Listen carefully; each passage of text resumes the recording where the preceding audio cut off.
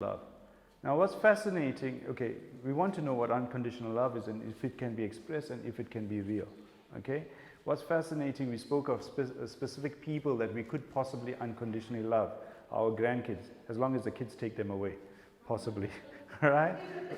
Okay, all right, and you don't have to be there when they poo at 2 in the morning or something to that extent. But let's talk about unconditional love, because what's interesting, at the theoretical level, I'm going to say this, it's important to give unconditional love. And you may ask, to who? And I'll tell you, to every single person on this planet. And you might say, geez, no, I'm really pushing the boundaries here. And I'm going to give you one scenario, and I'm going to give, in fact, 2 scenarios. One is of a scenario where we have a rehab section, a substance use section in this hospital. And here's this 19-year-old who comes to the clinic for the first time with his entourage in tow, before the days of COVID, right? They'll come with the entire family. Oh, you're going to be okay, is everything right? And this is the mom, the dad, the siblings, and the girlfriend, right? I'm saying it's a guy, right? And they would say their goodbyes and eventually leave. I'm going to ask, in terms of the entourage, who's the last person to leave the room where he is? The girlfriend. I love you. I will be here for you. I'll be waiting for you. I know it's a 3-month, 6-month program, but unconditional love. Love will win the day. Every love song, and we're all looking there like, okay, now what's going on, you know, right? And mom kind of waves and leaves, and the siblings are, let's get out of here, right? Okay, and he stays. He does the 3 weeks, 3 months, 6 months, leaves, and there's the girlfriend at the front sometimes, waiting, flowers in hands.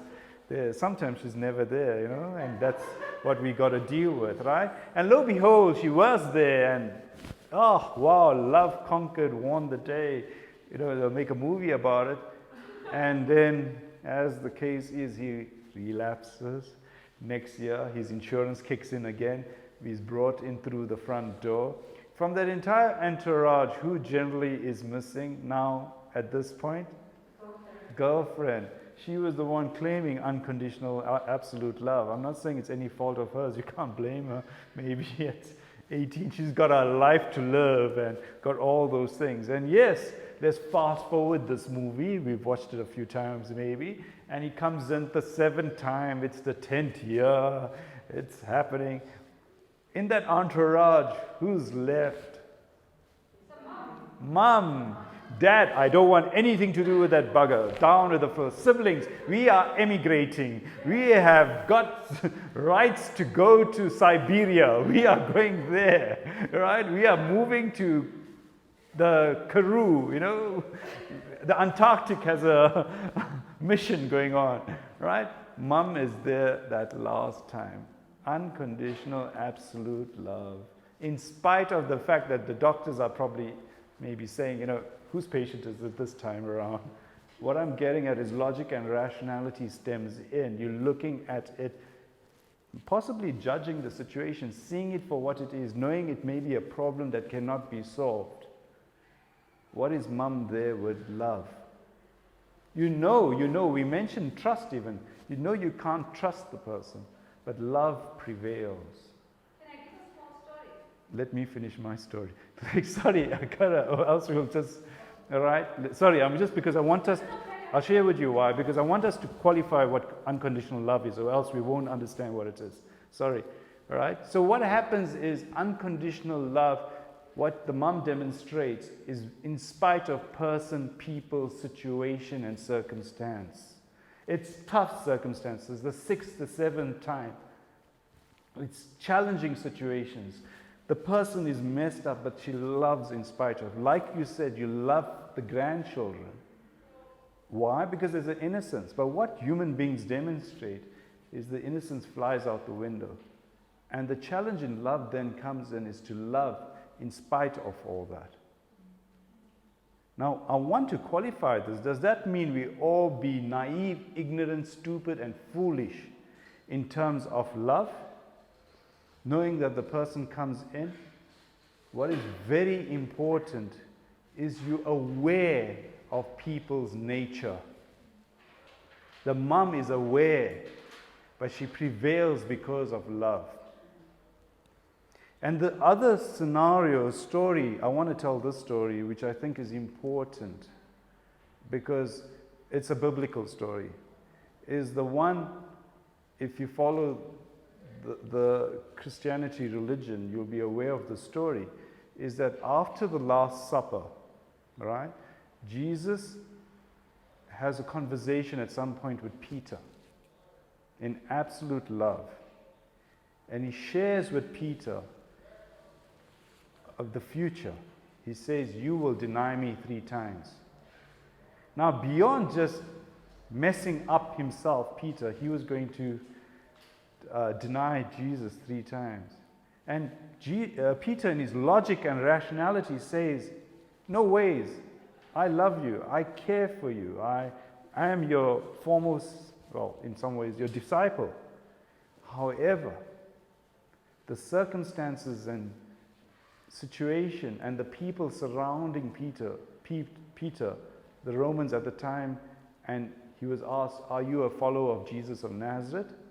And he has to say no. He doesn't have to say it, but he says it. No, no, no, when he's asked 3 times in 3 different ways. Why? Because if he said yes, his life, he might have seen the end of his life.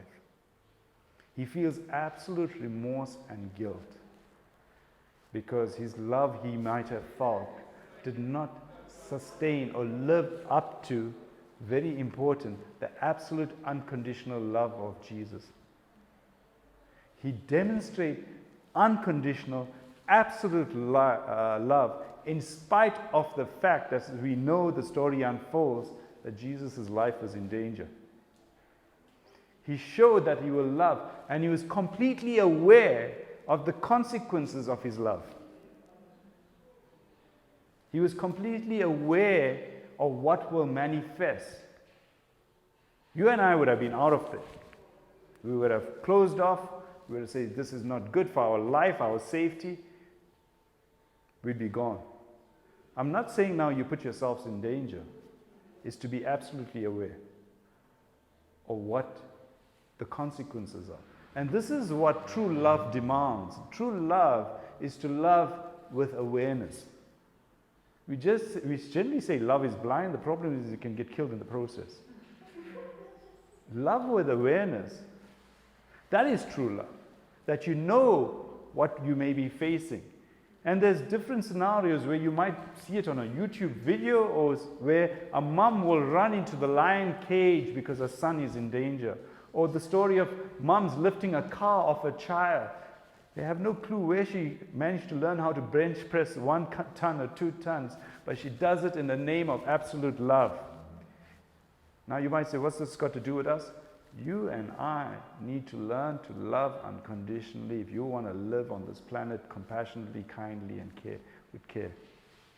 Recognizing the consequences. But it doesn't mean you go into an abusive relationship in the name of love and unconditional love or awareness that you're going to be beaten up. It's not worth it.